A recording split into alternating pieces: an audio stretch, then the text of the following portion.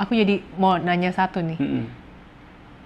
Kalau menurut aku itu kan kadang kayak misalnya anjing tuh najis, Mm-mm. babi itu haram. Betul. Meskipun saya sendiri nggak terlalu makan babi juga walaupun saya Iya. Chinese ya.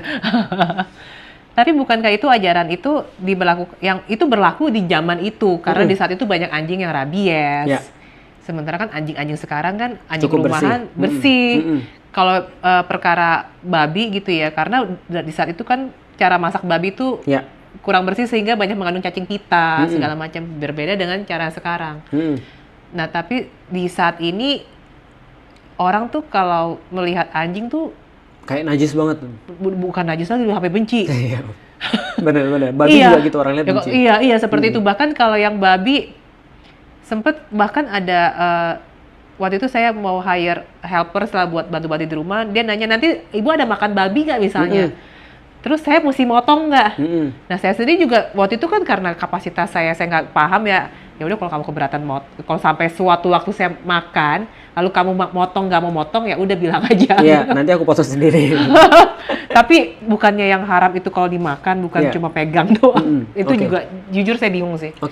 Oke, jadi gini, itu pertanyaan yang bagus banget.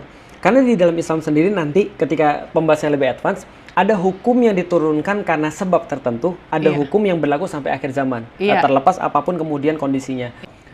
Zakat bagi mu'alaf, itu ada tuh. Ya. Nah, dan itu muncul ketika ada satu keperluan. Karena mu'alaf itu artinya adalah hatinya perlu diikat.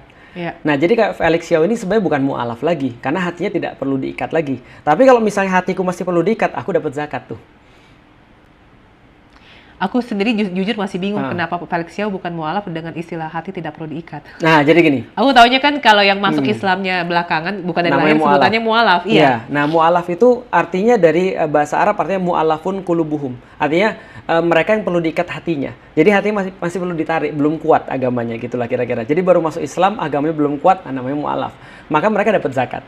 Jadi kalau ada orang-orang muslim, mereka ngumpulin zakat, mereka kemudian menyerahkan pada orang-orang yang layak mendapatkan zakat, salah satunya adalah mu'alaf. Nah, karena saya sudah tidak perlu diikat lagi hatinya, bukan mu'alaf lagi. Berarti tidak dapat zakat lagi. Nah, berarti ini hilang alasannya.